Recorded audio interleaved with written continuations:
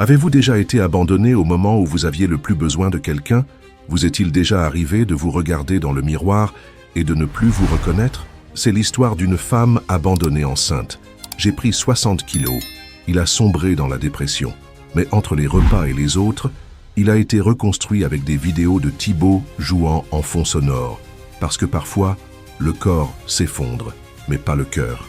Elle avait 26 ans lorsqu'elle entendit la phrase qui résonne « Encore aujourd'hui, vous devrez vous débrouiller tout seul ». 3 mois de grossesse. Le test n'avait même pas encore disparu. Et le père du bébé avait déjà un autre numéro sur son téléphone portable. Sans regarder en arrière, sans dire au revoir, il a juste disparu. Au début, elle essayait d'être forte. Elle se dit « Je peux le faire, tout ira bien ». Mais au fond, je sentais déjà que tout s'écroulait. La faim est arrivée rapidement, mais ce n'était pas seulement une question de nourriture. J'avais faim d'un câlin, quelqu'un pour partager le fardeau, quelqu'un pour lui demander si elle allait bien, vraiment. Elle a commencé à manger sans réfléchir, dans la rue, à la maison, au travail. J'ai mangé tôt le matin, avec la télé allumée et la tête ailleurs. J'ai mangé et j'ai pleuré. Puis il s'est blâmé, mais j'ai tout répété le lendemain. L'échelle a augmenté. C'était 40 kilos de plus en 8 mois. Les vieux vêtements sont devenus des souvenirs. Les pieds ont enflé. Le visage a enflé. Mais ce qui pesait le plus, c'était le regard des autres. Des phrases qui coupent comme un couteau. Tu t'es laissé emporter. La grossesse n'est pas une excuse pour prendre du poids comme ça. Où est le père de l'enfant? Elle sourit. Prétendu. Mais à l'intérieur, je voulais juste disparaître. L'accouchement a été difficile. Loin et seul. Dans la salle d'attente, juste la mère et une amie. Les autres mamans sont sorties de la maternité avec des fleurs, des ballons, les bras liés. Elle est ressortie avec des points de suture, un bébé dans les bras, et 60 kilos en trop sur votre corps. À la maison, on évitait le miroir. J'ai pris une douche avec la lumière éteinte. Il portait des vêtements amples qui ressemblaient davantage à des couvertures. J'ai passé des heures sans parler à personne. Seul le bébé pleurait, et elles pleuraient ensemble, en silence. La dépression est arrivée comme une marée, faible, constant, invisible. Personne ne l'a remarqué. Elle savait changer les couches, se baigner, se nourrir. Mais il ne savait plus comment regarder ses yeux dans le reflet. Les journées étaient un mélange de lait renversé, d'éternelles cernes sous les yeux et d'une envie grandissante de disparaître. Et la culpabilité à blâmer, pour ne pas être heureux, pour ne pas être reconnaissant, pour ne pas aimer son propre corps, pour avoir pensé que peut-être il vaudrait mieux que personne ne dépende d'elle. Mais même au milieu du chaos, elle a continué. Parce que le bébé ne lui a pas laissé le choix. Parce que chaque jour, il se réveillait. Et chaque jour, elle devait se lever. C'est dans cette routine étouffante, entre une tétée et une autre, avec les yeux brûlants et le sein plein de lait, que quelque chose de différent s'est produit. Une vidéo sur le téléphone portable, un visage en sueur, une voix forte et une phrase qui tranche le silence. « Tu crois que t'es fini? Tu viens à peine de commencer. Tu crois que c'est fini? Tu as à peine commencé. » Elle fit une pause. Il regarda le bébé qui dormait sur ses genoux et pour la première fois depuis longtemps, pensait à lui-même. Ce matin-là, elle n'arrivait pas à dormir. Le bébé dormait sur la poitrine, le son de la vidéo s'arrêtait et l'écho de cette phrase résonnait dans la tête. « Tu penses que c'est fini? Tu as à peine commencé. » C'était comme si quelqu'un avait dit pour la première fois qu'il existait encore un après. Elle n'y croyait pas tout de suite, mais pour une raison quelconque, la vidéo n'a pas été fermée. Rebobinage joué à nouveau, entendu jusqu'au bout. Thibaut ne lui a pas parlé directement, mais l'énergie de ses mots traversa l'écran, comme si au fond, elle attendait que quelqu'un, n'importe qui, lui dise ça. Elle pourrait encore essayer. Les jours suivants, quelque chose a changé. Rien de grandiose, aucun rebondissement cinématographique, mais des petites choses. À l'heure du repas, je diffusais une autre vidéo de Thibaut. J'ai laissé la basse jouer en arrière-plan. Elle n'a pas suivi la formation. Je n'en avais toujours pas le courage, pas même la force. Mais écoutez, c'était plus que le silence qui vivait à l'intérieur. Un jour, avec le bébé en écharpe, elle a essayé de faire un squat. Je tremblais, le genou craqua, le lait a coulé. Mais elle en a fait un, et j'ai pleuré. Pas à cause de la douleur, mais parce que je sentais quelque chose qui avait disparu. Présence dans le corps lui-même. Elle a commencé à utiliser des vidéos comme compagnie. Il plaça son téléphone portable sur la commode et bougea lentement ses bras. J'ai continué les étirements, même avec l'enfant sur mes genoux. Et chaque mouvement, aussi petit soit-il, était un message. Je suis toujours là. Il commença à écrire les phrases de Thibaut dans un vieux cahier. Des choses comme « Ton corps n'est pas une punition. Ta douleur n'est pas ta fin. Chaque jour est un nouveau round. » Et dans ce carnet, parmi les taches de lait, les larmes et les gribouillages du bébé, une nouvelle femme est née. Il a eu des rechutes, des jours où je ne pouvais pas me lever, des moments où le miroir s'est à nouveau écrasé. Mais elle avait un mantra. Continuer simplement. Parce que, contrairement à avant, elle savait désormais qu'elle essayait par elle-même. Pas pour le corps, pas pour l'esthétique, mais pour la vie qu'elle voulait enseigner à son fils. Et petit à petit, les résultats ont commencé à apparaître. Pas sur la balance. Elle a évité ça. Mais dans la façon dont il s'est à nouveau regardé dans le miroir, dans la façon dont il portait des vêtements sans vouloir se cacher, dans la manière dont il souleva le bébé et dit à voix basse « Maman revient, d'accord ?» Revenir, pour elle, ne signifiait pas retourner dans son ancien corps.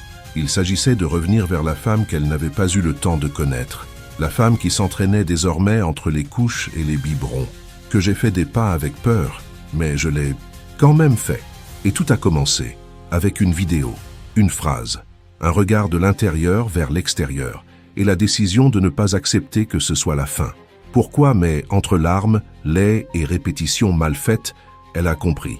Son corps n'était pas la cause de la douleur, c'était le pont vers qui elle pouvait être.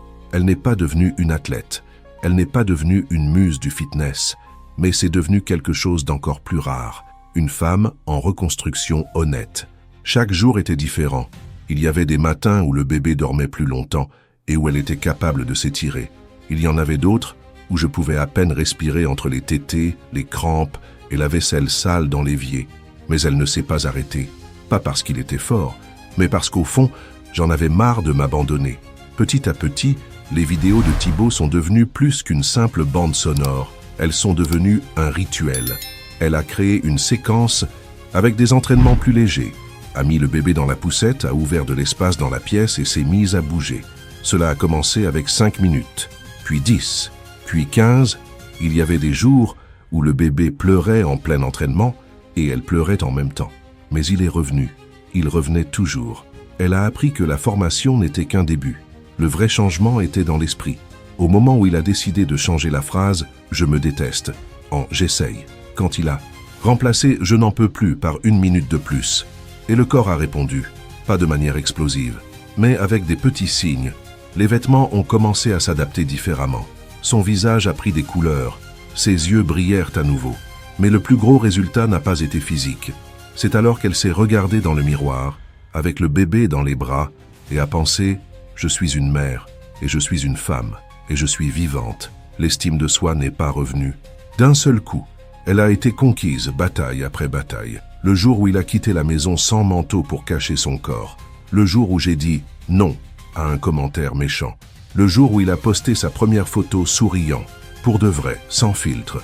Son compte sur les réseaux sociaux a commencé modestement. Il a posté des entraînements à domicile, des textes sincères et des vidéos gênantes avec le bébé à ses côtés. Mais la vérité a frappé. D'autres femmes ont commencé à suivre. Quelques messages envoyés. « Comment fais-tu ? Tu es la force dont j'avais besoin. Je me sens moins seule en te voyant. » Elle leur a répondu à tous, pas en tant que gourou, mais comme quelqu'un qui était encore en pleine guerre. J'ai créé un groupe avec le nom simple « Des mères qui croient encore ». Là, les femmes échangeaient souffrances, victoires et revers. Ils se sont entraînés ensemble par appel vidéo et ils commençaient tous par une phrase qu'elles répétaient toujours « Il n'est pas nécessaire d'être fort tout le temps. Il vous suffit de continuer à vous montrer vous-même. » Elle a perdu 38 kilos en 1 an. Mais ce qu'elle a gagné ne peut pas être mesuré.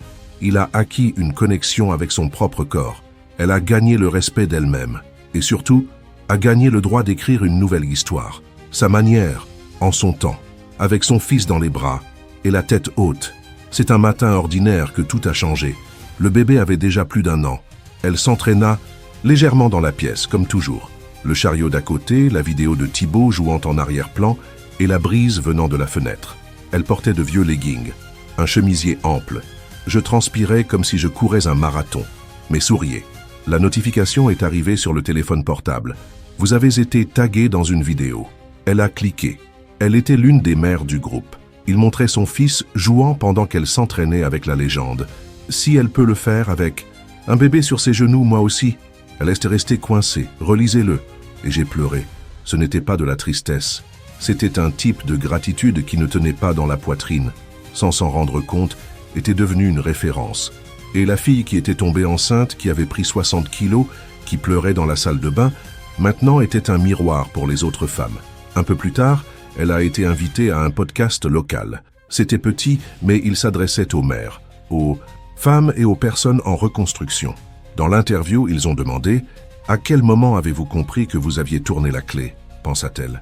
Il prit une profonde inspiration et il répondit « C'est à ce moment-là que j'ai arrêté d'essayer de redevenir qui j'étais et que j'ai commencé à être celui que je voulais être. » L'extrait est devenu viral, pas à cause de la portée, mais pour la vérité. Quelques jours plus tard, un producteur nous a contactés. Il voulait qu'elle prenne la parole lors d'un événement sur la santé émotionnelle pendant la maternité. Elle hésita. Je ne pensais pas que j'étais prêt, mais il se souvenait de tout, depuis le jour où il est tombé. De la vidéo, à Thibaut, de la phrase « Tu penses que c'est fini? Tu as à peine commencé ?» Il est monté sur scène en tremblant, avec un simple t-shirt, pas de maquillage, pas de masque. Il a tout dit, de l'abandon, de la nourriture utilisée comme anesthésie, de la douleur cachée sous les couches et les sourires, et la décision d'essayer, même sans y croire, même sans force, même sans savoir où ça allait. Cela a été applaudi, pour la vérité, pour le courage, parce que je ne suis pas venu rapporter une victoire parfaite, mais un vrai voyage. Alors qu'elle partait, une femme la serra dans ses bras en pleurant et lui dit « Tu m'as sauvé la vie sans le savoir. J'allais abandonner, mais j'ai vu ta vidéo, et je suis resté. » Elle s'est figée. Le souvenir est revenu.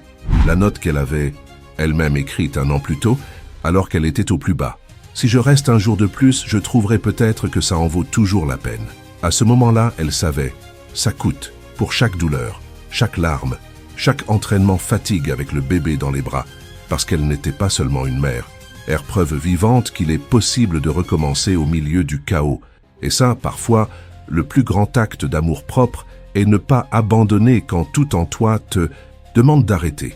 Si vous aussi vous êtes senti abandonné, épuisé ou perdu dans votre propre corps, commentaire ci-dessous, j'essaie toujours. Cette chaîne s'adresse à ceux qui n'avaient d'autre choix que de continuer, pour celles qui allaitent en pleurant, pour ceux qui s'entraînent avec peur, pour ceux qui ont survécu en silence, mais qui portent toujours espoir. Vous n'avez pas besoin d'être prêt, pas parfait. Il vous suffit de vous présenter un jour à la fois.